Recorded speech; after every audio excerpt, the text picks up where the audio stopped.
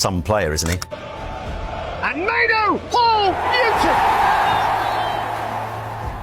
The Premier League has faced press resistance machines, possession kings, and tactical systems designed to suffocate creativity. But it still hasn't solved Mainoo. Kobe can play different roles within that, but definitely with Cassie in the middle of the last couple of games, they've had a really good pairing and being a big part of controlling as the team. So he's so young, Kobe, you know, and he's a joy to watch. At just 20, he's already dictated games that most midfielders never get near. A Wembley final against Manchester City, a stoppage time winner at Wolves, goals against Liverpool, control in derbies, composure under European pressure. And yet, somehow, he spent the last year drifting between roles, minutes, and definitions.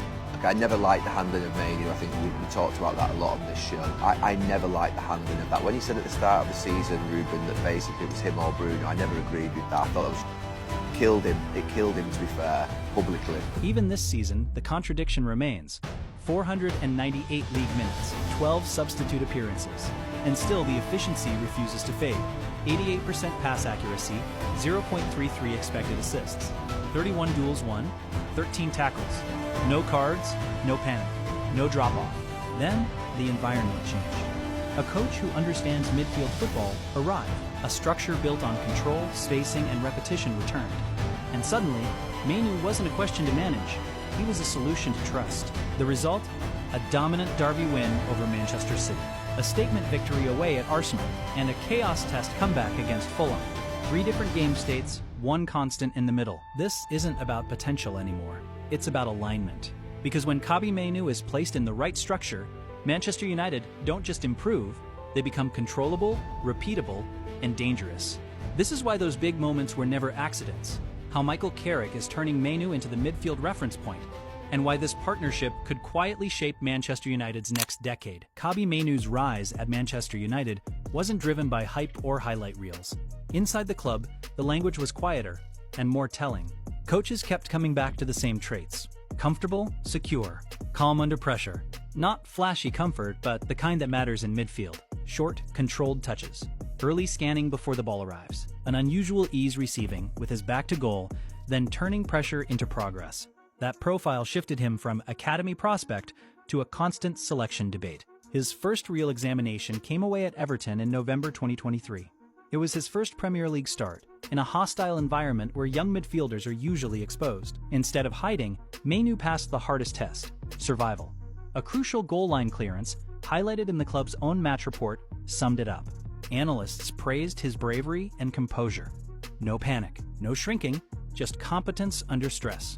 Days later, he was thrown into a Champions League night away at Galatasaray, replacing Sofyan Amrabat in the second half. Istanbul away is tactical chaos by design. Noise, momentum swings, emotional pressure. The fact he was trusted there mattered. It wasn't about output. It was about exposure to elite stress. And he held his ground. The moment everything changed came away at Wolves on February 1st, 2024. United were protecting a lead, then collapsed late.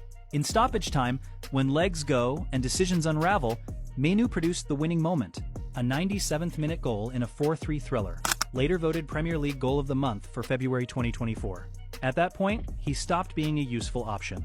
He became someone you build around. That status was reinforced in April 2024 against Liverpool at Old Trafford. United were chasing the game. Mainoo scored in a 2-2 draw, part of the second-half comeback. Pundits described the finish as a clean, curled strike, not a scrappy moment, but pure technique. Big opponent, big stage, real quality. Then came the defining night, the 2024 FA Cup final against Manchester City at Wembley. United won 2-1. Mainoo was voted Manchester United's man of the match and also named the official man of the match. A teenage midfielder dominating a derby final at Wembley doesn't return to being a rotation project. That's a strategic asset. And yet, confusion followed. Under Ruben Amorim, United's structure shifted. Reports pointed to a breakdown in confidence and a refusal to adapt within the project. Mainoo became a tactical casualty, shifted across roles, used in patches, never given rhythm. The free Mainoo narrative wasn't emotional fan noise. It was a football argument. His game thrives on receiving, turning, and connecting, not survival defending. The numbers back that up. Even as his platform shrank, the efficiency remained. In 318 league minutes, he completed 194 passes at 89% accuracy, completed 10 dribbles at 60%, and contributed defensively. The form didn't disappear, the minutes did. Then came Michael Carrick. His appointment was confirmed, and in his very first match, a 2-0 derby win over Manchester City, Mainoo made his first league start under him. Coverage described it as a dominant performance. For a coach defined by midfield intelligence, the message was clear. Mainoo wasn't a risk to manage. He was a solution to trust. That's where this story truly turns. Michael Carrick's midfield philosophy starts with a simple correction. Control is not possession volume. It's security before expression, protection before risk, clear spacing and reference points that allow midfielders to play forward without fearing collapse behind them. That principle alone explains why Kobbie Mainoo looks different under Carrick and why his game finally makes sense again. The significance isn't nostalgia, it's clarity. The structure immediately resolves Mainoo's positional ambiguity. Carrick simplifies the picture. In the double pivot, one midfielder anchors. The other connects. Mainoo is neither a static number 6 nor a high-risk number 10. He operates just beyond the first press, where the game accelerates or slows on his touch. Carrick has been explicit. Mainoo needs freedom. The evidence supports it. In limited minutes earlier in the season, Mainoo produced 194 passes at 89% accuracy, 10 completed dribbles at 60%, and 23 duels won. These aren't passive metrics. They describe a midfielder advancing play under pressure, not hiding from it. That balance showed immediately in the derby win over Manchester City, where Mainoo partnered Casemiro. Mainoo took responsibility in the middle third, allowing Bruno Fernandes to stay higher and more dangerous. The midfield stopped surviving. It started functioning. The structural ripple effects are everywhere. Amad Diallo now receives the ball earlier and facing defenders. Brian Mbeumo benefits from sharper diagonal access into the half spaces, with wider timing windows. Patrick Dorgu profits from Mainoo's patience, delayed progression that manipulates channels rather than forcing overlaps. The outcome is consistent: higher reception zones, fewer turnovers. At fullback, Noussair Mazraoui advances with less risk. Mainoo's dual-winning credibility makes him the first reset, not the emergency defender, reducing transition chaos. Front, the synergy is deliberate. Joshua Zirkzee's link play thrives on Mainoo's timing. Benjamin Sesko benefits from cleaner vertical service and second-phase recycling. Matheus Cunha's diagonal drifting opens lanes that Mainoo attacks or feeds. The common thread isn't goals, it's touch quality. Out of possession, Carrick's press is conditional, not frantic.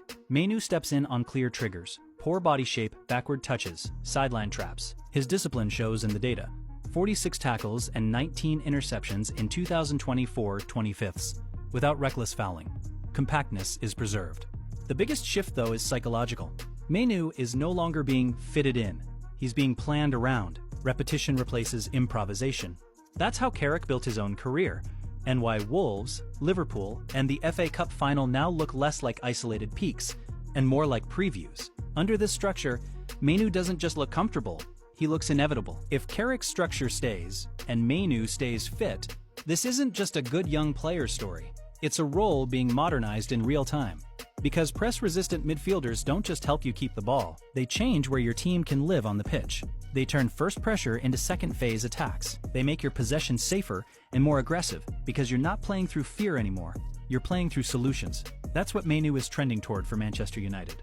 A midfielder who can receive under pressure, roll the contact, dribble through the first trap, and still find the next pass. Calm enough to slow games down, brave enough to speed them up. If you want the cleanest comparison, it's not about copying anyone's career. It's about type. The way Pedri manipulates pressure with angles and tempo. The way Vitinha keeps progression alive even when the press arrives early. And stylistically, there are flashes of a young Patrick Vieira, not because Mainoo is the same player, but because he has that same calm authority when contact comes and space disappears. And that's the point. When a midfielder can't be pressed, the entire team becomes harder to play against. If Mainoo stays healthy, and Carrick keeps giving him repetition in the connector role, United don't just gain a talent, they gain a reference point. The kind that raises the floor every week, travels to big away grounds, and quietly revolutionizes a position that decides modern games: the midfielder who turns pressure into control.